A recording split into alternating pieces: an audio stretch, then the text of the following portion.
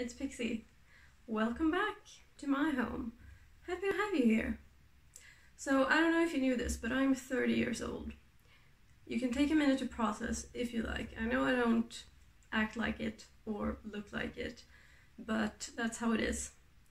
And I realized a little while ago that it's been more than 10 years since I read the book that I used to say was my favorite book for like well into my 20s. I don't remember when I stopped saying that, but it was my favorite for a long time. And that book is Fight Club by Chuck Palahniuk, I think is how you say it. So I first read it when I was 18, and obviously, or maybe not obviously, but you might have been able to guess that I first saw the movie. I was in high school and we watched the movie with some friends, and I was like, this is the best, coolest shit ever. And obviously it says in the movie that it's based on a novel, so I had to get hold of it. And I read it and I was even more completely obsessed because I also really loved the writing style. I connected with the movie because I connected with the kind of life is meaningless and the sort of nihilism of the whole thing. Is that how you say it, that word? I don't think I've ever said that out loud in English. Nihilism. But yeah, just the pessimism, essentially, because to me that felt very freeing, because I'm an anxious person, I worry a lot, and if nothing matters, then I don't have to worry so much, you know? And even though that critique doesn't really go anywhere, it does critique capitalism, and I connected with that as well, even though I was far from being a Marxist at that point in my life. I want to see how I feel about it now. My prediction is that I will probably still appreciate how it's written, because it's a pretty cool style where it's a lot of pretty short, concise sentences, and he uses repetition a lot to sort of build significance of certain things and set the mood. And I thought that worked really well. So after I read this, I thought, oh my gosh, I need to read all of his books. But I haven't. I read 3 more of his books. I read Lullaby, Diary, and Invisible Monsters. And the last one I read when I was 22, I think. And at that point, I was kind of like sated. I was full. I didn't want any more of sort of his thing and his style. Because when I read 4 books from him, I felt like I had his thing down and I didn't need any more of it, if that makes sense. He's a bit of an edgelord, if we're being completely honest. My prediction for how I'm gonna feel about this now is that I'm gonna be a little bit giggling about how edgy it is. But I think I'm still gonna like the writing. But I think I am not gonna connect with the pessimism because my philosophy is completely different now. And I think I'm gonna have a lot to say about that probably. So I will not say any more right now, and I will get to reading and we'll see how I feel a decade later. Okay, I'm 100 pages in now. It's going by pretty quick, which is fun. I had to make a cup of tea because I'm getting a bit emotional. Like, I can definitely see why 18-year-old me loved this book so much. It's the perfect book to enable your self-destructive tendencies and make you feel like they are meaningful and even helping you in some way. Like, it literally says, maybe self-improvement isn't the answer. Maybe self-destruction is the answer.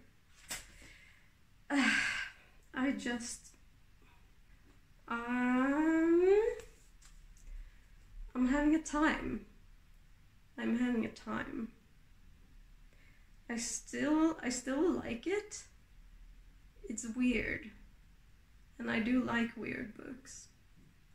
And it occurred to me that even though I know now how it ends, and I mean, I did know that when I read it the first time as well, because I'd seen the movie and all that, but it does have that gothic thing going on of you're not sure what's real and what isn't. I don't know, it's done a bit differently, but I feel like it's that same kind of vibe, but whereas gothic would often be more subtle and quietly unsettling. Here we have a lot of like graphic details and recipes for nitroglycerin and shit like that. And like that's the part that makes me feel okay, edgelord. But I remember that was something I really liked because it just makes it feel more tangible and real, and that makes the whole story more visceral, I guess. Like I don't know if those details are accurate, and I'm not gonna find out, but yeah, they just add a bit of texture, I want to say. Can I blame the fact that English is my second language for my inability to express myself about this book? I'm gonna keep reading and drink my rhubarb peppermint tea because it's nighttime now and I can't be having any black tea because then I won't be able to sleep. Is this blood? Is there seriously blood in my Fight Club book? I don't know, but it's a bit spooky. So I finished reading Fight Club last night. This was not a good book for me to read when I was 18. Like, this protagonist, he doesn't have a name, so we'll call him the protagonist or the narrator. He just wants to die so much, and like, it was the book I wanted, but it was not the book I needed. I still think it's well written, and I still enjoy the style, but thankfully I no longer think it's the best thing I've ever read. Like, could you imagine if I hadn't read a better book in the past 12 years? That would be sad. So I've tabbed a bunch of stuff to talk about this. Did I ever give a synopsis? I don't think I did. So this book is about a narrator who works in an office and has a lot of IKEA furniture, and he can't sleep. And one day he meets this guy called Tyler Durden, and Tyler Durden enlightens him about how he needs to get rid of his possessions and hit rock bottom, because only then can he be saved. The class consciousness of this book is pretty confused, I would say. Like, there is this part where Tyler Durden has a little short speech, and he says, "The people you're trying to step on, we're everyone you depend on. We do your laundry, we cook your food, serve your dinner, etc., etc. We control every part of your life, so don't fuck with us." And that's true. And there's another bit where he says, "Imagine when we call a strike and everyone refuses to work until we redistribute the wealth of the world." And like, that sounds rad, but that's not really what they are building. So they start this weird cult of individual terrorism or vandalism called Project Mayhem, and they just blow shit up and cause random disruptions, and that's not gonna affect any fundamental change at all. and it's not a way to build a mass movement either. And it's also because this organization doesn't have internal democracy whatsoever. It's based on sort of blind compliance with Tyler Durden, and they have a rule that you're not allowed to ask questions. Like, that's that's so far from how you build a revolutionary movement that would be able to call a general strike that it's just so confused. It's extremely confused. But that confusion rests on the fact that there's no actual hope of these things happening in this book. So like later, by the end, the narrator says, "I was tired and bored with my job and my furniture, and I couldn't see any way to change things, only end them." And that's just really the whole crux of this. So Tyler Durden talks about stoking the narrator's class hatred, but he has nowhere constructive to funnel that class hatred because none of them can see a way to change things. Like, all they talk about destroying civilization and essentially going back to hunter-gatherer society, and then talk vaguely about building something better, but it's very unclear how they're supposed to do that when they have destroyed civilization. And it's just very pessimistic. And like, I knew that going in, obviously, and it makes sense considering the period that this was written in. So it was written in the 1990s. It first came out in 1996, and at that point the class struggle had been at an ebb for a while in the US. The Soviet Union had fallen, and bourgeois media had loudly proclaimed that capitalism was forever. So it's no wonder that this kind of book was written in that time period.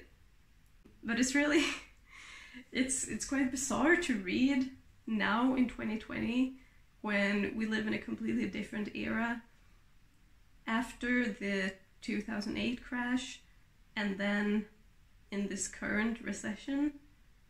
And because this guy, he goes nuts because his life is too stable and too boring. Like the quote I read before, he says he was just bored. And that's just very unrelatable to the time period that we are currently living in. So I do get a bit annoyed with him for that reason, even though I theoretically get it that you would be very unhappy in that kind of life, and he's also a bit lonely, and insomnia is a bitch to deal with, so it makes complete sense that he feels bad.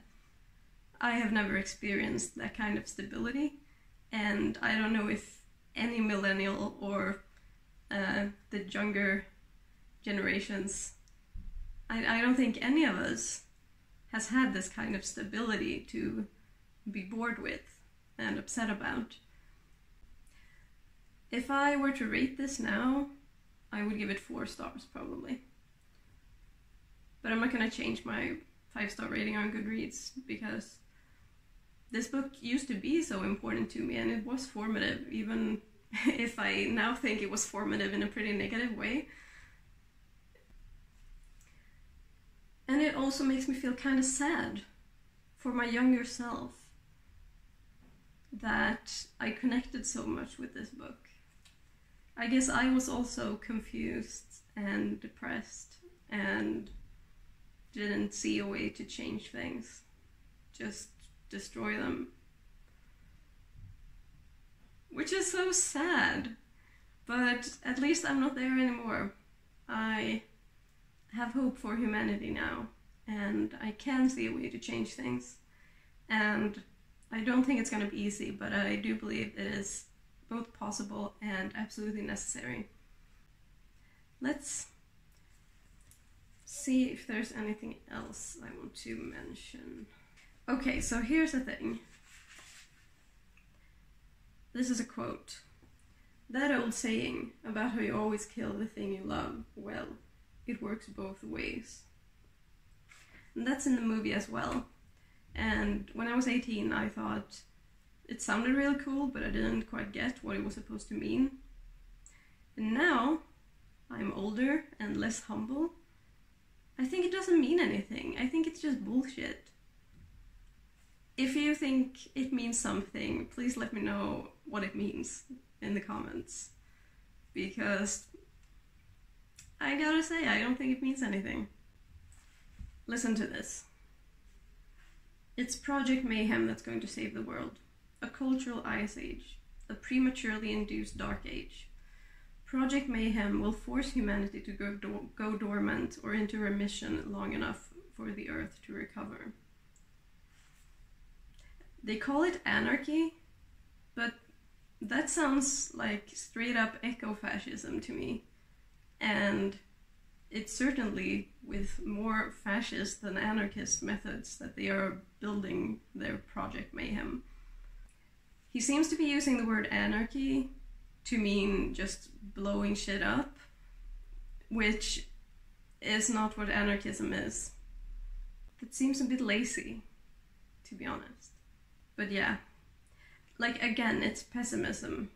You see civilization and you don't think all of these resources, this technology, these advances we have made, you don't think we could use all this to save the planet if it was democratically controlled by the people?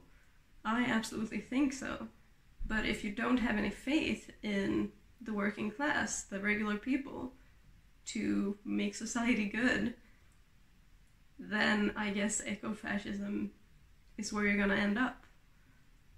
Also, it's not really possible to turn back the wheels on history. We can't go back to pre-civilization time. History does not work like that. Do I expect every author to know that? I mean, not really. But these are just things that I always feel that I want to talk about when I read a book. Even if I don't think the author has done anything wrong by writing the way they have, I still want to discuss these topics because I think it's interesting to read and enjoy a book with a philosophy that's very different from your own. So I think it's still worth discussing. Would I recommend that you read Fight Club? Not really. If you're in any way feeling depressed, which I think a lot of people are right now, don't read it. But if you've seen the movie and you're interested in it, it's a well-written book and it's interesting. And again, I think the movie adaptation is done really well. A lot of the voiceover bits in the movie is taken directly from the book. Like, they are direct quotes. And that's a big part of why the movie is so good, I think. Because you have the narration from the narrator. Thank you for coming on this experimental journey with me. It didn't go exactly as I had planned. I didn't find it so edgelordy as I thought. I think my view has been skewed by certain annoying fans, and I didn't expect to be so sad for my younger self. Like, she was not okay at all. But I am okay now, so that's good. Okay, thank you for hanging out. Extra thank you to my patrons, and I will see you next time. Bye!